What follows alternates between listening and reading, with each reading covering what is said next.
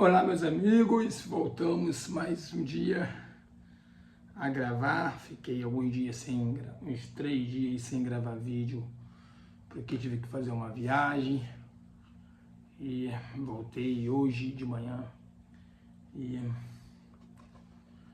vamos para leitura, né? Para quem não me conhece, meu nome é Anderson e estou gravando esses vídeos para treinar a minha oratória. Minha oratória é muito ruim e resolvi fazer esses vídeos para treinar minha oratória, né? E hoje eu estou bem cansado ainda, minha voz está bem embargada. Eu estive a São Paulo e acabei que peguei uma temperatura um pouco baixa. Quando cheguei aqui no Rio, peguei resfriado, meio resfriado, a garganta ficou um pouco ruim. Mas enfim, sem mais delongas, vamos aqui pro vídeo de leitura do livro que eu estou lendo. É um livro chamado Aprender, sobre o que diz a psicologia e a ciência cognitiva, os caminhos da aprendizagem, autoformação, as novas formas de aprender. Direção de Veronique Bedin Martine Fournier. É isso, vamos lá. Pensamentos lógico e pensamentos narrativo. Primeiro, entre outros, da revolução cognitivista, Brunner destaca agora os seus limites. Sem rejeitar por completo essa abordagem, defende a integração dos seus contributos mais significativos naquilo que chama a psicologia cultural. Para Brunner, devemos partir do facto básico seguinte. Para Brunner, devemos partir do facto básico seguinte. Ao compartilharem um objeto de atenção comum, indivíduos diferentes podem elaborar um ou vários significados comuns. Neste momento de convergência, efetua-se trocas de significados marcada pela cultura de pertences de um e outros. Com efeito, para o nosso autor, deve-se levar totalmente em conta o caráter situado e perpetualmente evolutivo da cognição humana. Situate cognition. Retornam assim o postulado epistemológico do construtivismo, que vê a realidade como uma elaboração do espírito humano, fez com as suas características próprias, a um meio físico e social. Segundo Brunner, há duas vias principais pelas quais os seres humanos organizam e reagem às suas representações do mundo e, por consequente, estruturam as suas experiências imediatas desse mundo. A primeira decorre, sobretudo, do tratamento dos fenômenos físicos e corresponde ao pensamento lógico científico, objeto de estudo privilegiado por Piaget. A segunda chama pensamento narrativo. É prioritariamente orientada para os homens e para os seus problemas. A nossa sociedade industrializada privilegia muito a primeira categoria do pensamento, a qual corresponde um modo proporcional de elaboração do sentido. Os conhecimentos são codificados de forma descontextualizada, descontextualizada e a sua formação teórica é regida por um sistema de regras formais. No entanto, o gênero narrativo é essencial tanto para a coesão de uma cultura como para a estruturação das personalidades individuais. A sua universidade sugere que tem raízes profundas na especificidade do homem. Especificidade do homem. Nossa, tem muitas palavras aqui muito difícil. Eita, mas vamos lá. As narrativas simbolizam as situações críticas típicas da condição humana, enquanto veiculam um quadro lógico, uma história, seja ela qual for, implica uma ação realizada por um agente num certo quadro e a propósito da qual se exprime expectativa que pode ser frustrada ou satisfeitas e eventualmente modificado ao longo do caminho. Significa que as coisas mudam, né? Pensamentos, a maneira de aprender, crenças, tudo são modificados ao longo do caminho. O narrador pode opor aquilo que aconteceu ou que poderia ter acontecido, se solicitando assim um raciocínio hipotético da parte do leitor. Pode também sublinhar as relações problemáticas entre intenções e ações e, de um modo mais geral, apresenta a vida interior de outrem, oferecendo assim ao leitor a possibilidade de confrontar o seu eu contra eu simultaneamente, impessoal e muito próximo. As narrativas respondem a uma necessidade cultural e psicológica. São o reflexo do modo de vida específico de uma época, que normalmente antecipam a sua transformação. Os heróis de Shakespeare, de Stendhal ou de Flaubert, são a encarnação temática que participam tanto na construção cultural da nossa civilização, como as leis de Newton ou a teoria de Einstein. É claro que o gênero narrativo não satisfaz as mesmas necessidades psicológicas que o modo proporcional, mas não é menos importante.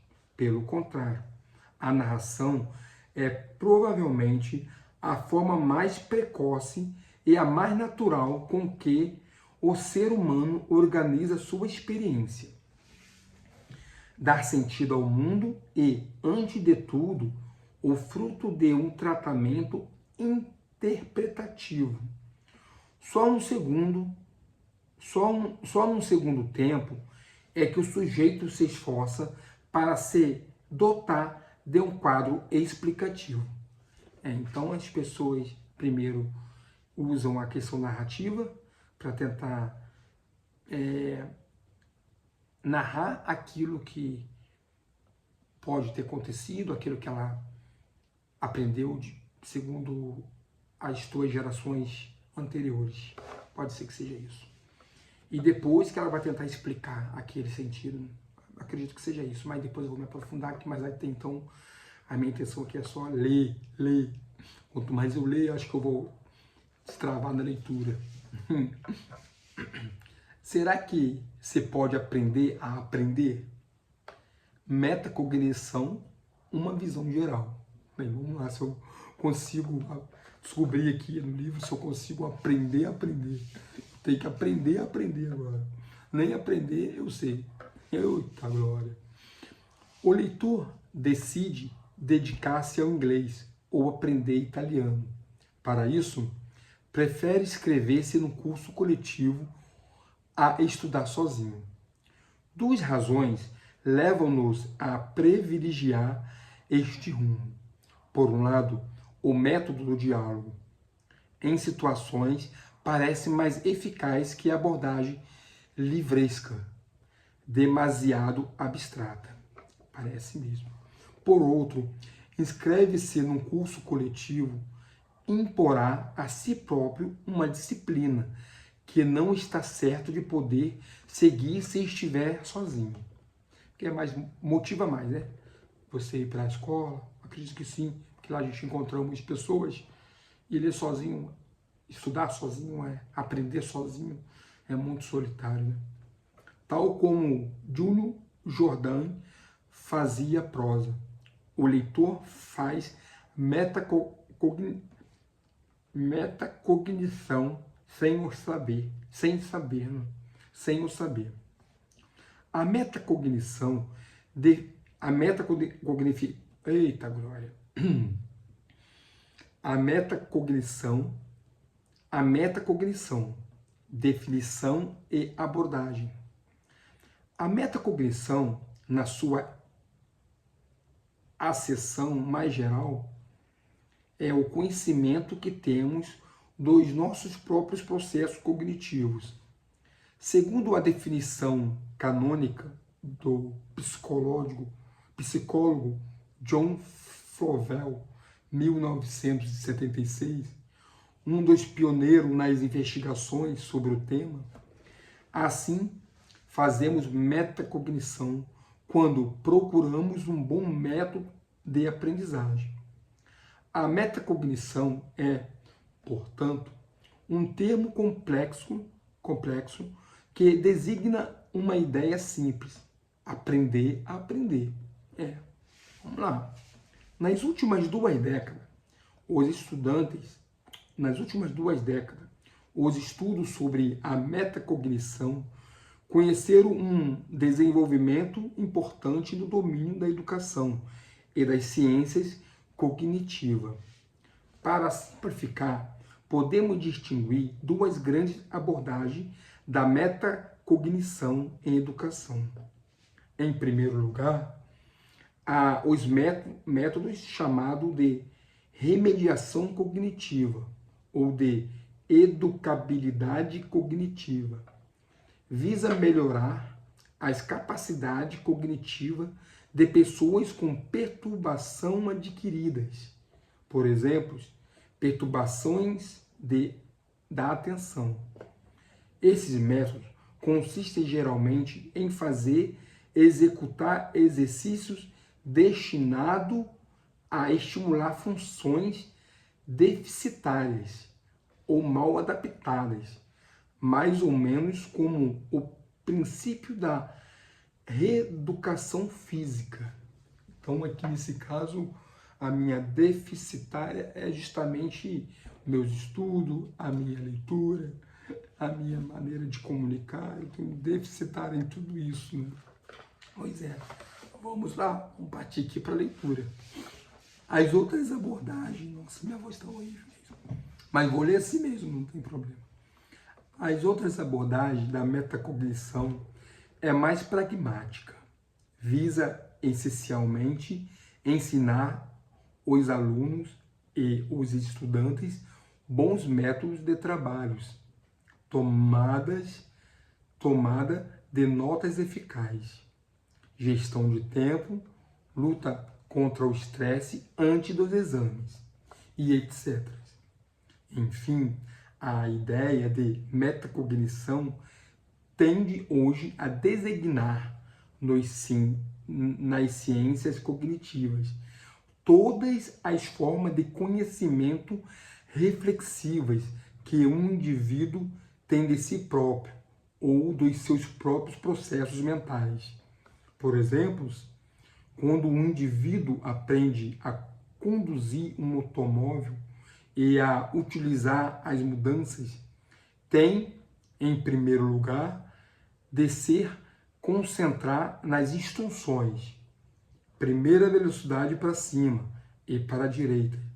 E depois repetir mentalmente o movimento antes de o executar.